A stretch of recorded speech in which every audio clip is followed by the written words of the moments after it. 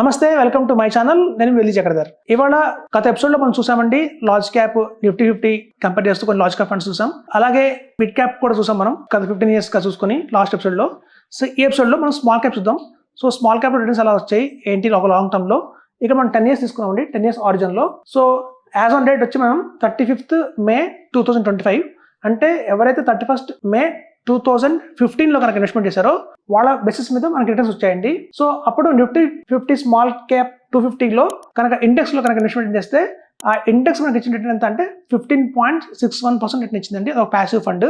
ఇప్పుడు active funds చూస్తే ఎలా ఉన్నాయి చూద్దాం. So Nippon India small cap fund అండి, ఇది మనకి 21.27% రిటర్న్ ఇచ్చింది. అంటే మనకి బెంచ్ మార్క్ 250 కంటే కూడా ఆల్మోస్ట్ 6% మనకి ఎక్కువ రిటర్న్ ఇచ్చిందండి. సో బెంచ్ మార్క్ బీట్ చేసి 6% ఎక్స్ట్రా రిటర్న్ ఇచ్చింది. So Nippon India small cap fund. అలాగే క్వాంట్ స్మాల్ క్యాప్ చూడండి, క్వాంట్ స్మాల్ క్యాప్ వచ్చి మనకి సెకండ్ పొజిషన్ లో ఉంది, 19.49% ఉంది. అలాగే ఎస్బీఐ స్మాల్ క్యాప్ వచ్చి 18.89% ఉంది. ఇక్కడ మనం చూస్తే ఎస్బీఐ స్మాల్ క్యాప్ 18.89 ఉంది, క్వాంట్ వచ్చి 19.49 ఉంది. సో ఇప్పుడు సాధారణంగా ఈ డిఫరెన్స్ అనేది చూస్తే మీకు దగ్గర 60 పైసా డిఫరెన్స్ ఉందండి మాక్సిమం చూస్తే. సో మనం ఇది కొంచెం రిస్కీ ఫండ్ హౌస్ అంటాను, అదే ఫండ్ హౌసే రిస్కీ అంటాను. కాబట్టి ఒక 60 పైసా ఎక్స్ట్రా రిటర్న్ కోసం మనం రిస్క్ తీసుకొని ఇందులో పెట్టడం కంటే కూడా దీన్ని అవాయిడ్ చేసి మనం ఇందులో ఎస్బీఐలో వెళ్ళడం బెటర్ అండి. ఫర్ ఎగ్జాంపుల్ చెప్తాను, మనకి ఊళ్ళకి వెళ్తుంటాం, జనరల్గా ఊళ్ళో చూస్తుంటాం, బావి అనేది ఉంటుంది, వెల్ అంటారు, బావి ఉంటుంది. సో బావిల దగ్గర చాలా మంది ఆడవాళ్ళు బిందెలతో నీళ్ళు తోడుకుంటారు. పొరపాటున ఒక ఆవిడ బిందె పెట్టేసుకుంది బావిలో. అయితే దారిపోయే ఒక ఆయనని పిలిచి, ఏమంటే మీకు ఒక 5 రూపాయలు ఇస్తాను, బావిలో పడి నా బిందె తీసిస్తారంటే, ఇప్పుడు 5 రూపీస్ కోసం మనం బావిలో దొంగం కదా. సో అట్లాగేనండి, మనం 60 పైసా రిటర్న్ ఎక్కువ ఇస్తుందని చెప్పి బాగా రిస్క్ ఉన్న ఫండ్ హౌస్లోకి మనం వెళ్ళకూడదు.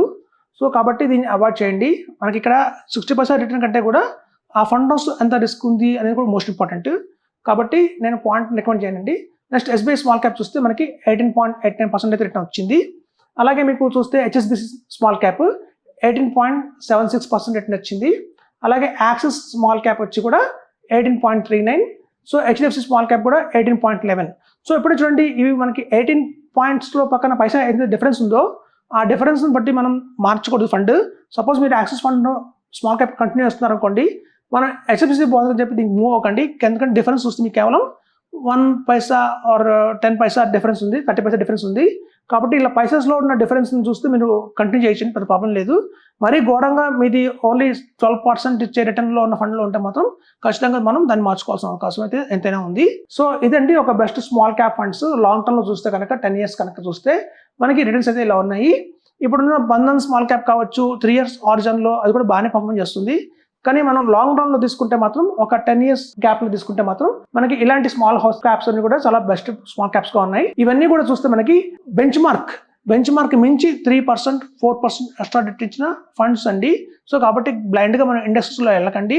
మంచి యాక్టివ్ ఫండ్ తీసుకొని ఇన్వెస్ట్మెంట్ చేస్తే కనుక మనకి అధిక లాభాలు వస్తాయి. మనం చెప్తున్నాం, గత ఎపిసోడ్ లో కూడా చెప్పాం, లాంగ్ బ్యాక్ ఒక 3 years బ్యాక్ ఎపిసోడ్స్ బ్యాక్ చూస్తే ఒక ఎలాంటి ఫండ్స్ తీసుకోవాలో చెప్పాము. అందులో ఎక్కువ మీరు large and mid cap, small cap, mid cap, Contra fund ఇలాంటివి మనం తీసుకోమని రికమెండ్ చేసాము. సో కావాలంటే కూడా 2 స్మాల్ క్యాప్స్లో కూడా మీరు ఇన్వెస్ట్మెంట్ చేయొచ్చు. అంతేకాని మనం బ్లైండ్గా ఇన్నోవేషన్ ఫండ్ అని, సెక్టోరల్ ఫండ్ అని కొంచెం చాలా ఫండ్స్ ఉంటాయండి బయట మార్కెట్లో వస్తున్నాయి. బిజినెస్ సైకిల్, స్పెషల్ సిచ్యుయేషన్, ఇట్లాంటి ఫండ్స్లో కూడా మీరు వేయకండి. అలా వేస్తే మీకు రిటర్న్స్ అనేది రావు. స్టాండర్డ్గా small cap, mid cap, large and mid cap, Contra, multi cap ఇట్లాంటి స్ట్రాటజీస్ ఏవైతే ఉంటాయో, పర్మనెంట్ స్ట్రాటజీస్ ఏవైతే ఉంటాయో, సాలిడ్ స్ట్రాటజీస్ ఏవైతే ఉంటాయో వాటిలో ఇన్వెస్ట్మెంట్ చేయండి. కావాలంటే 2 ఫండ్స్ వాటికి సంబంధించి తీసుకుంటే తప్ప యాడ్ చేసుకుంటూ పోకండి. ఎన్ఎఫ్ఓస్ వస్తున్నాయి కదా అని చెప్పి మనం చాలా యాడ్ చేసుకుంటూ వెళ్తే మన పోర్ట్ఫోలియో చూస్తే 13, 14 ఫండ్స్ ఉంటున్నాయి చాలా మందికి. అది కరెక్ట్ కాదు. అట్ ద సేమ్ టైం చూడండి, అందరూ కూడా SBI mid cap, SBI small cap, SBI large cap, SBI thematic, SBI అనే ఒక దాంట్లోనే పెడుతున్నారు. అది కూడా చాలా రాంగ్ అండి. మనం చేసిన తప్పు మనకి ఎప్పుడు తెలుస్తుందంటే 2045లో తెలుస్తుంది. సో మీరు 2045లో రిలైజ్ అవుతారా, ఇప్పుడే రిలైజ్ అవుతారా అనేది మన చేతుల్లో ఉంటుందండి. ఎందుకంటే 10 years గడిచిపోయిన తర్వాత మనం రిలైజ్ అయ్యామనుకోండి, 20 years తర్వాత గడిచిపోయే రిటర్న్ అయితే అప్పుడు మనం రిలైజ్ అయితే మనకి రిటర్న్ రాదు. ఎప్పుడు చూడండి, స్టాక్ మార్కెట్లో అనేది రిటర్న్ గ్యారంటీ కాదు కానీ ఎక్స్పీరియన్స్ గ్యారంటీడ్. మనకి గ్యారంటీగా ఎక్స్పీరియన్స్ అయితే వస్తుంది. సో మనం చేసిన తప్పులు ఏంటి, అయ్యో 20 years బ్యాక్ చేసిన తప్పు ఏంటి తెలుస్తుంది ఆ రోజున మనకి. సో అనుభవం చెప్తున్నామండి, మేము 20 years బ్యాక్ మీలాగా ఆలోచించాం, కానీ ఇప్పుడు రిలైజ్ అయ్యాం ఎలా ఇన్వెస్ట్ చేస్తే కనుక రిటర్న్స్ వస్తాయి బాగా అని చెప్పి. సో ఎప్పుడైనా ఎక్స్పీరియన్స్ మ్యాటర్స్ అండి. సో అదండి, నిఫ్టీ స్మాల్ క్యాప్ కంటే కూడా మనం ఇలాంటి ఫండ్స్లో కూడా ఇన్వెస్ట్మెంట్ చేసుకుంటే మీకు రిటర్న్స్ అనేది అత్యధికంగా లాభాలు ఎక్కువలో ఉంటారని చెప్తున్నాను. Thank you.